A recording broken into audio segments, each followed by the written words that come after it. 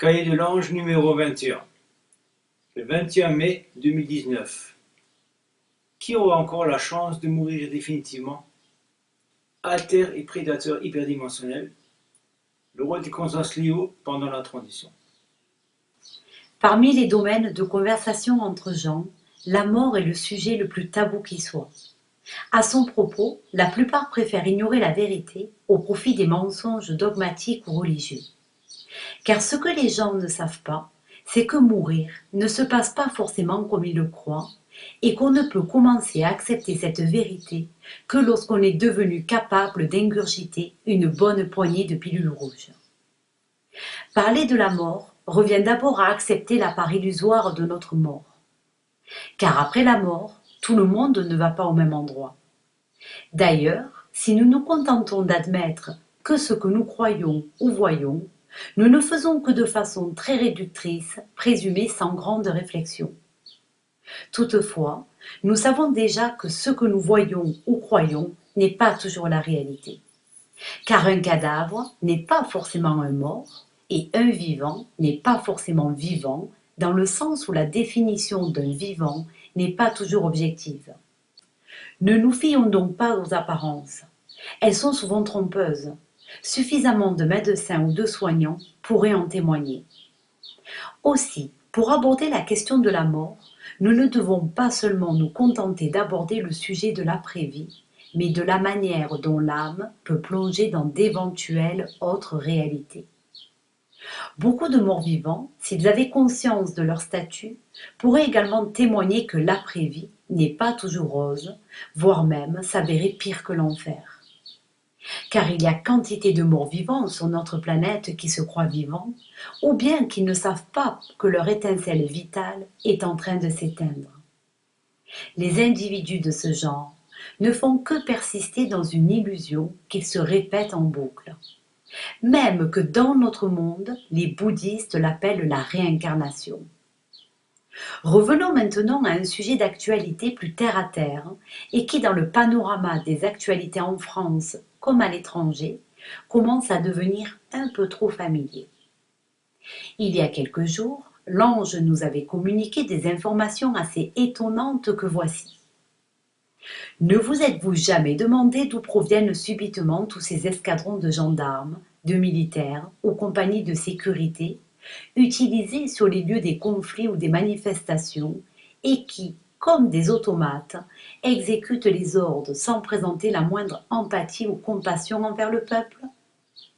Ne vous êtes-vous jamais demandé pourquoi certains d'entre eux sont dispensés d'afficher leur matricule ou identité et ont souvent le visage camouflé? Soyez avertis que parmi ces escadrons de forces de l'ordre, à des postes clés, sont mêlés des clones, des individus sans âme au service des gouvernements de l'ombre. Ils ont été transférés de leur réalité passée, reprogrammés, puis dépêchés sur les lieux des conflits afin de détourner la déontologie du mouvement, mais surtout pour semer le trouble et le faire perdurer. Le grand public n'a absolument pas conscience qu'au sein des armées secrètes du contre-espionnage international, des branches occultes de la CIA, de l'OTAN-ONU, ont enrôlé ce genre de clones humains. Ces humains non humains proviennent d'un programme de duplication génétique dont les élites de l'ordre mondial partagent la technologie avec les entités SDS de quatrième densité. Ces clones sont issus de l'ingénierie biogénétique développée par ces mêmes entités. C'est donc généralement pour récupérer du matériel génétique que quelques secondes avant leur décès, les prédateurs de quatrième densité prélèvent et dupliquent les âmes des victimes d'accidents d'avion ou de soldats morts sur le front. Car ils sont capables de reconstituer un corps de chair après prélèvement de l'âme du mourant, rien qu'en dupliquant les codes inscrits dans le génome de l'individu décédé. C'est ensuite que des parties de l'ADN, qui en quelque sorte constituent les antennes les reliant au champ informationnel, sont désactivées par irradiation et développées en éprouvette. Tandis que le génome codant, la partie qui renferme les codes génétiques nécessaires au développement des organes du corps, est cultivé dans des sortes d'incubateurs jusqu'à ce que se reconstitue un organisme biologique devenant la réplique quasi exacte du corps d'origine. Lorsque ces corps dupliqués ont atteint leur maturité, ils peuvent, comme les portails organiques, accomplir n'importe quelle tâche pour lesquelles ils sont programmés.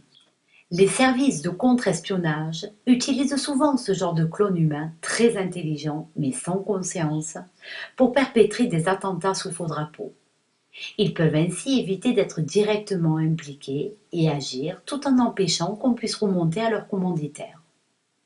C'est ainsi que les corps de beaucoup de soldats, surtout pendant les deux grandes guerres mondiales, les guerres de Corée, celles du Vietnam, d'Algérie, etc., ont été dupliqués pour en ce moment même servir d'instruments lors des attentats sous faux drapeau ou grossir les rangs lors de manifestations militaires de grande envergure contre les factions ennemies. Nous savons tous que la guerre est une aberration, un non-sens total pour la conscience humaine. Mais elle ne l'est pas pour les prédateurs de quatrième densité SDF. Pour eux, qui se sustentent des fluides et des émotions humaines, les guerres ne sont pas seulement une aubaine, mais l'occasion rêvée pour opérer des abductions en masse qui passent inaperçues aux yeux des humains. Prenons par exemple la Première Guerre mondiale qui a fait 18,6 millions de morts. Voir le lien sur notre site. Puis la Seconde Guerre mondiale, qui fut le conflit le plus meurtrier de l'histoire, avec plus de 60 millions de morts, soit 2,5% de la population mondiale. Voir le lien sur notre site. Sans compter les nombreuses victimes des guerres du Vietnam, de la Corée, d'Algérie, du Golfe Persique, de la Croatie, d'Afrique, etc., qui, lorsqu'elles ont été tuées par balle ou déchiquetées par un obus, se sont retrouvés dans un autre corps en parfait état ou rajeuni. Ces phénomènes de métempsychose sont monnaie courante dans certaines circonstances. Ils sont généralement décidés à un niveau supérieur de réalité afin de repeupler certains mondes pendant les gros cataclysmes planétaires. Déjà, beaucoup de ces mondes ont été sauvés par l'implantation in extremis de nouvelles races génétiques. Les Celtes, pour ne citer que leur exemple, ont été amenés de cette manière d'une autre planète qui, d'après les Cassiopéens, se nommait Cantech.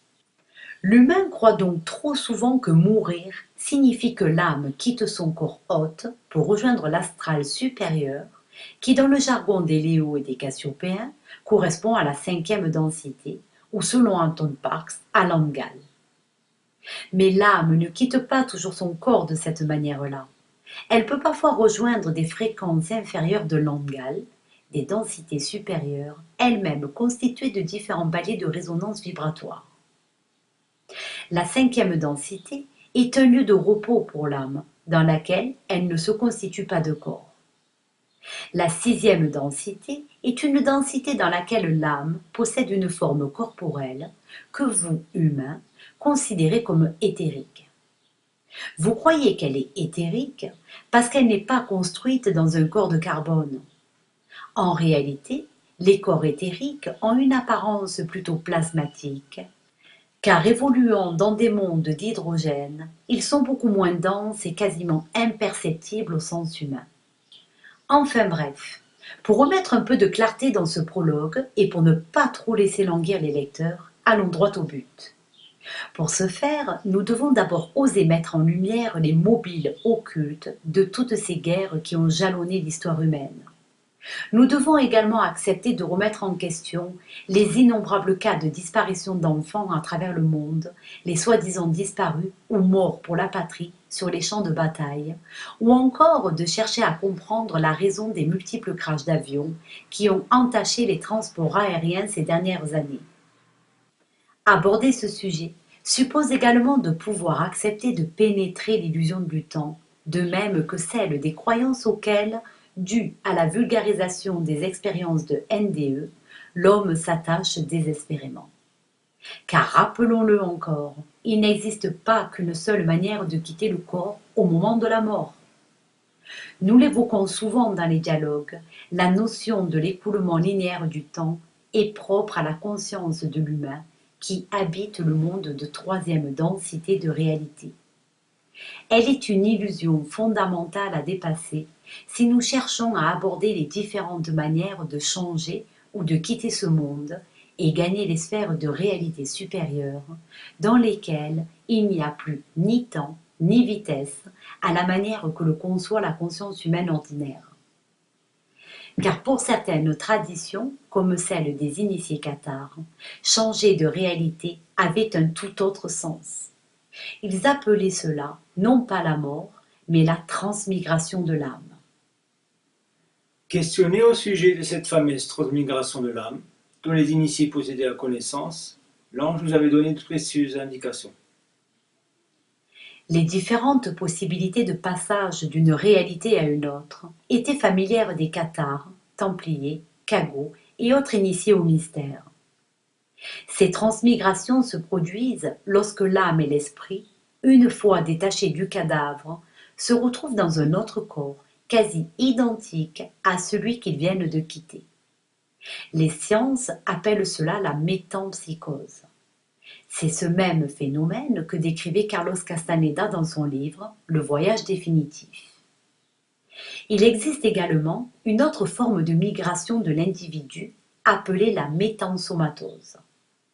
Contrairement à la précédente forme de transmigration, elle est quant à elle le passage de l'esprit d'un individu d'un corps à un autre, cette fois-ci dépourvu d'âme ou de mémoire d'âme.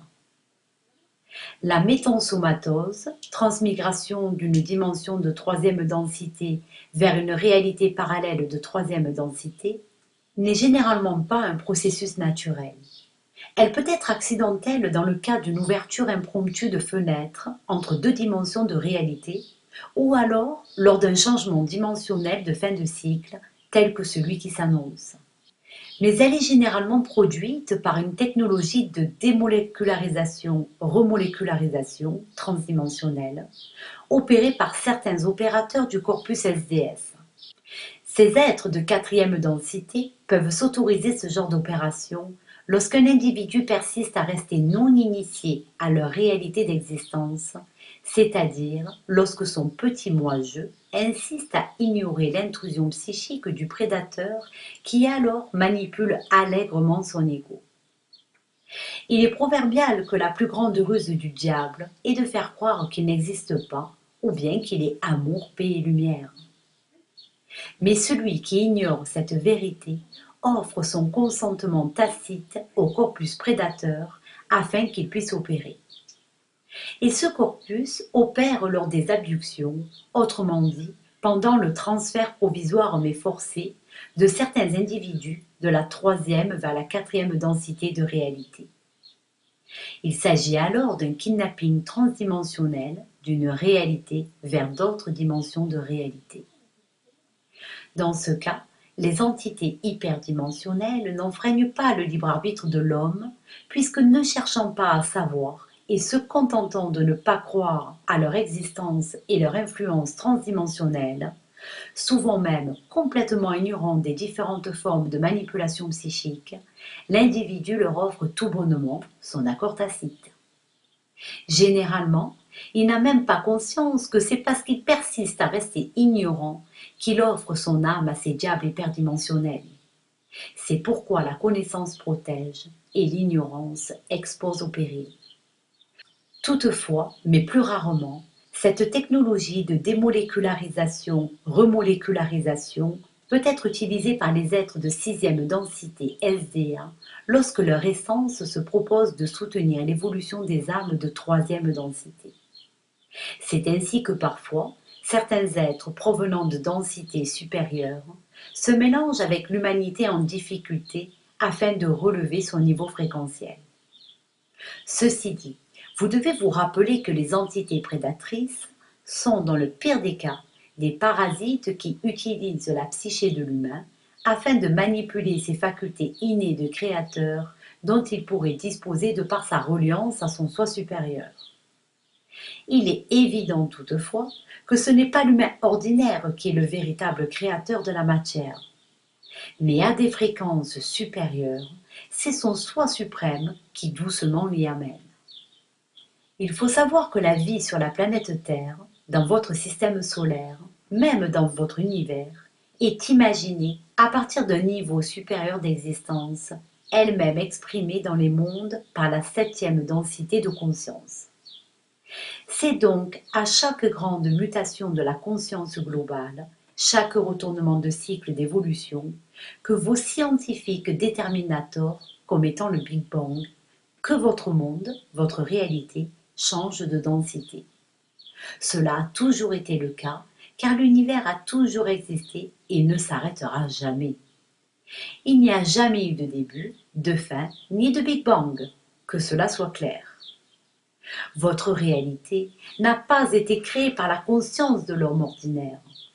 Mais pour le moment encore, le monde est modifié, modelé, transformé, puis détruit par le manque de conscience de l'homme et sa carence en la connaissance.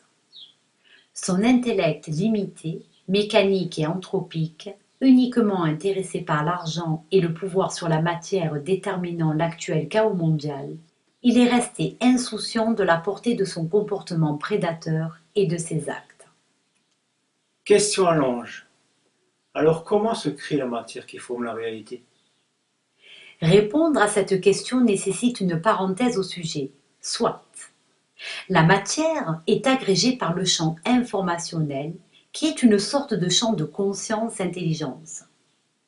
Pour vous donner une idée de la manière dont la matière peut prendre forme pour devenir réalité consistante, il faut savoir qu'avant de devenir réelle, la matière pourrait être comparée à une sorte de nuage, une substance plasmatique qui contient tous les potentiels réalisables.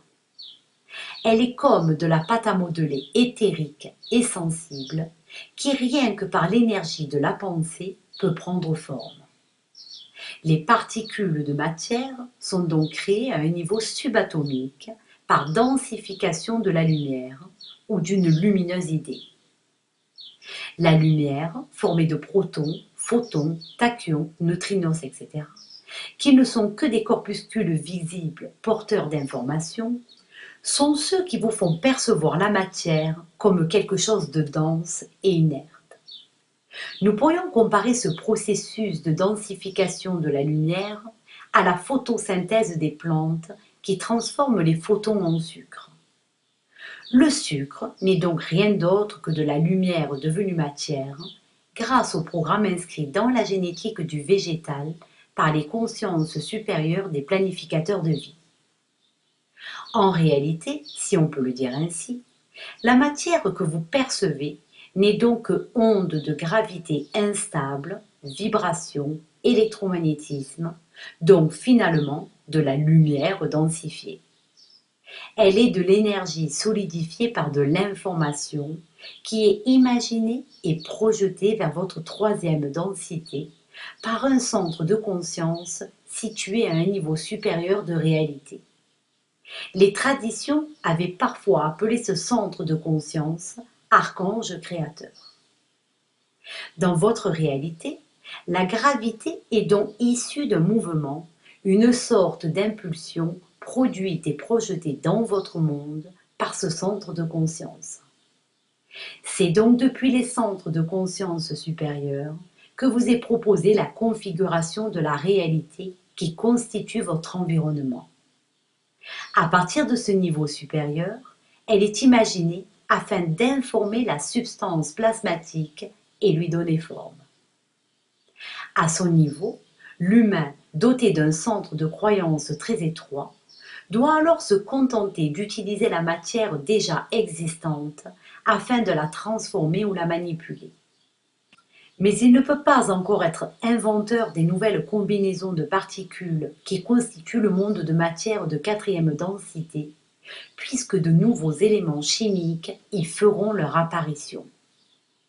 La maîtrise de la matière subatomique ne lui sera restituée seulement partiellement qu'en quatrième densité de réalité, comme cela a été le cas pour certains êtres qui, par la pensée, ont façonné et gravé les parois du roc d'Ambaro. Ceci dit, souvenez-vous, il vous a été proposé de réapprendre à être avant de vouloir faire ou préférer.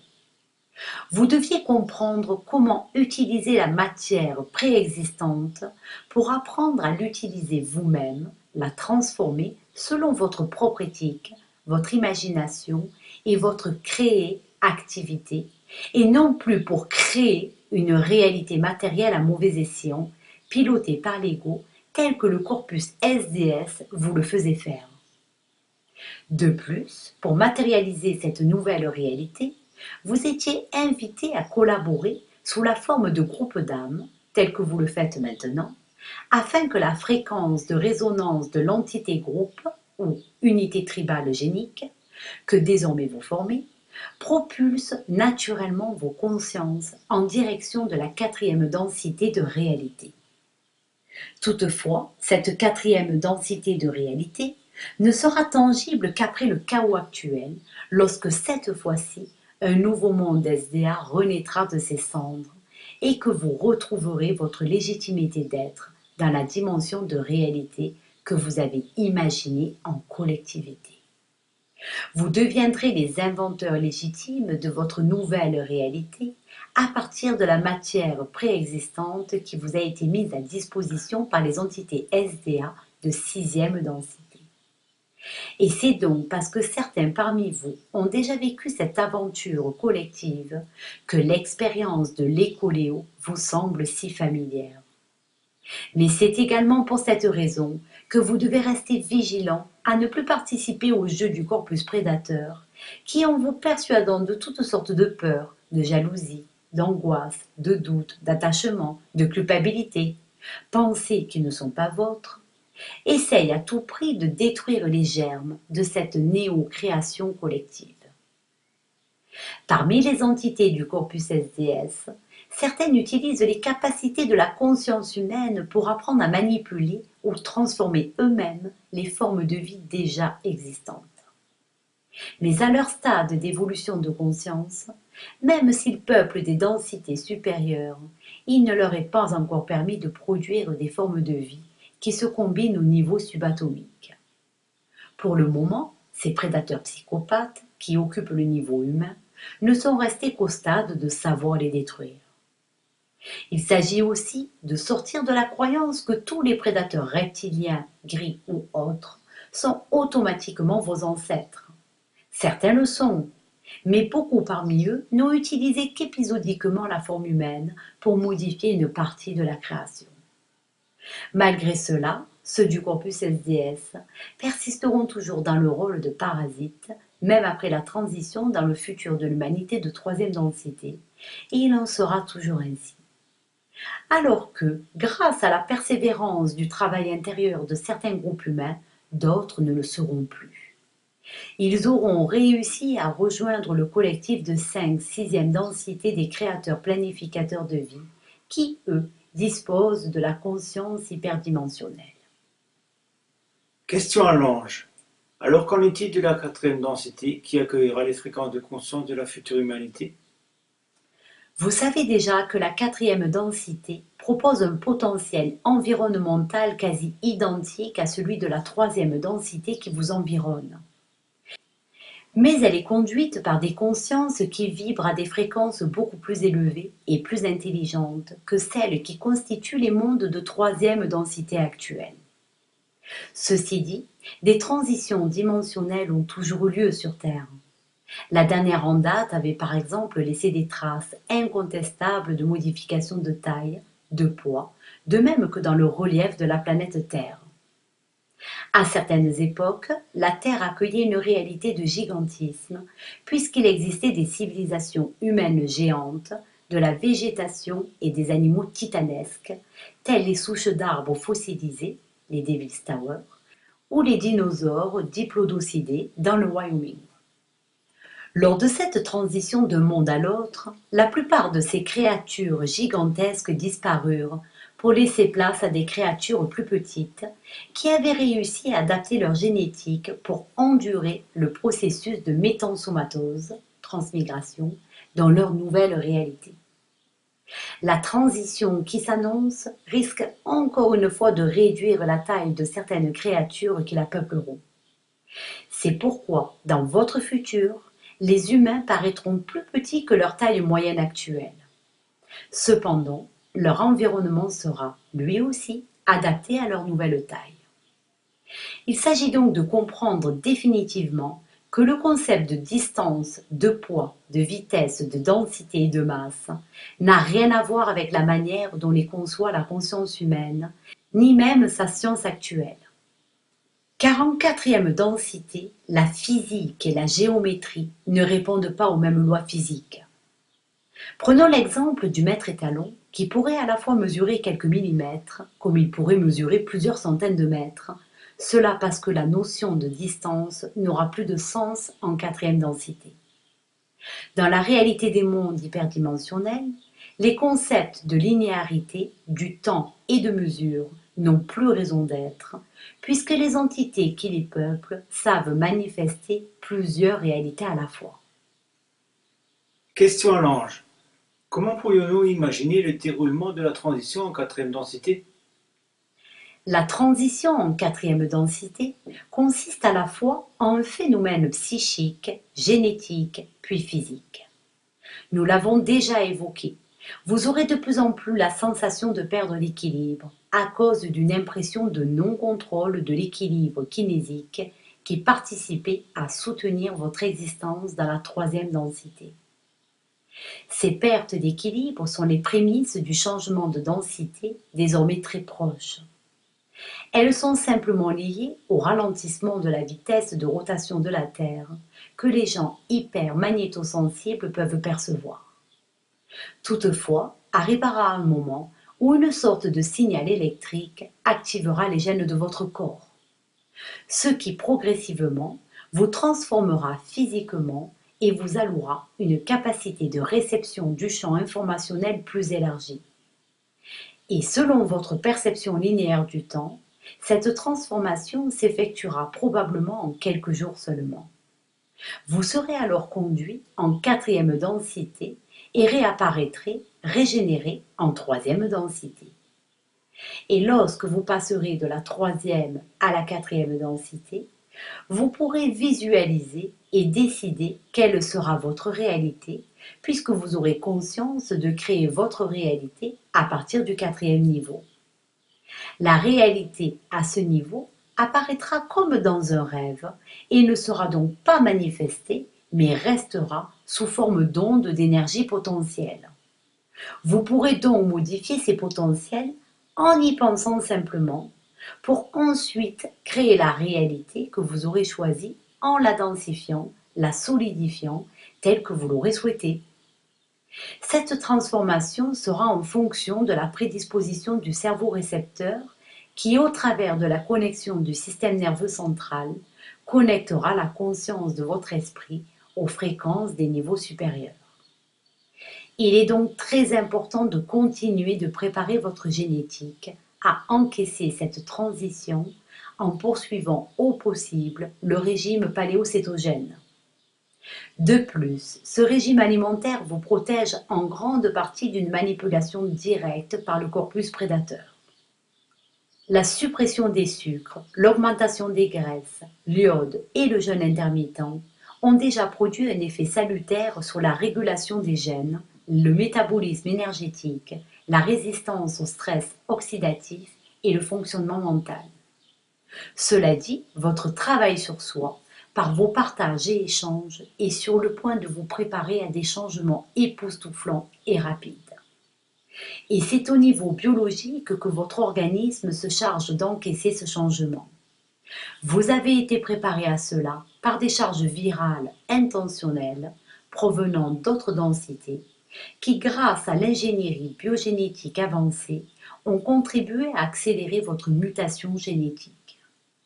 Ces virus sont tout bonnement des morceaux de code génétique générés et matérialisés en quatrième densité par votre groupe d'âmes, qui sont destinés à être incorporés dans le génome de chacun d'entre vous et qui, par votre travail de groupe, servira à reconstituer la résonance tribale. Autrement dit, à régénérer les codes de votre unité tribale génétique. Cette unité tribale est définie dans votre génome par des zones segmentées composées de marqueurs spécifiques qui définissent un type physiologique et spirituel. Certains de ces segments génétiques conduisent le système nerveux à former des neurones miroirs qui permettent littéralement d'éprouver ce qu'une autre personne éprouve.